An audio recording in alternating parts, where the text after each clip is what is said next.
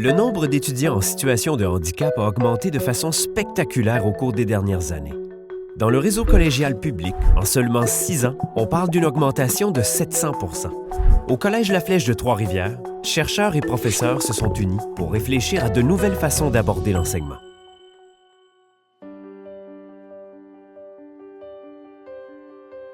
L'idée, c'était vraiment de réunir à la fois des chercheurs, mais aussi des praticiens autour d'un même objectif, soit celui de trouver des moyens pédagogiques pour soutenir l'apprentissage des étudiants ayant un trouble d'apprentissage. Moi, ce que je constate en regardant les enseignants avec qui j'ai travaillé, c'est que ça demande une certaine ouverture. Parce que nous aussi, moi au départ, j'étais un prof qui était un peu réticent. Même si j'avais un fils qui avait un déficit d'attention, souvent les profs disent oui, mais ça va rajouter, qu'est-ce que ça va rajouter à ma tâche? Est-ce que je vais en faire plus pour les étudiants qui ont des troubles d'apprentissage? On arrivait à la conclusion que non, c'est des choses très simples qu'on peut changer. Donc, on part de ce qu'on fait déjà et ces petits ajustements, en fait, ne correspondent pas à des transformations radicales. Ce sont des petits gestes qui font une grande différence pour ces étudiants-là concrètement.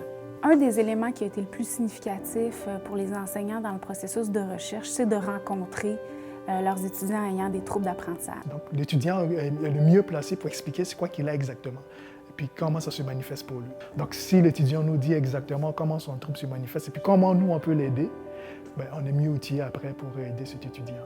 Je pense que ce qui marche entre l'étudiant puis le professeur, c'est le fait qu'il y ait une grande ouverture d'esprit puis que le prof soit à l'écoute de l'élève et de ses besoins. Quand je fais mon exposé, je vais insister sur ce qui est particulièrement important. Quand je vais présenter, par exemple, une lecture à effectuer, je vais donner des moyens à l'étudiant pour qu'il puisse, à partir de différents marqueurs, identifier c'est quoi le contenu important dans ce texte-là. Quand j'écris au tableau, je ne parle pas en même temps.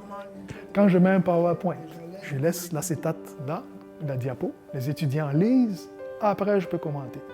Mais si je mets le PowerPoint et que je commente en même temps, les étudiants regardent le PowerPoint et puis ils m'écoutent. Un étudiant qui a un trouble d'apprentissage ne peut pas faire les deux.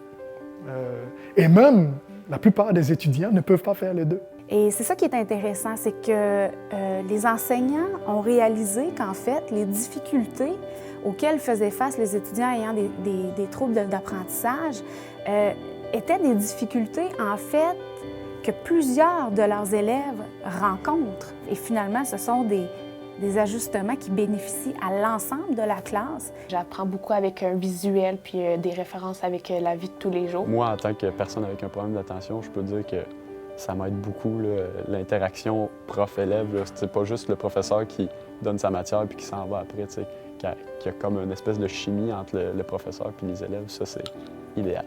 Par exemple, un étudiant qui a des difficultés attentionnelles, ce qui pourrait dire au professeur, mais si vous vous rendez compte que je suis dans la lune, mais on peut juste mettre une main sur mon épaule, juste toucher, taper au bout de la table pour me ramener, tout simplement. Il me permettait d'enregistrer aussi leurs cours.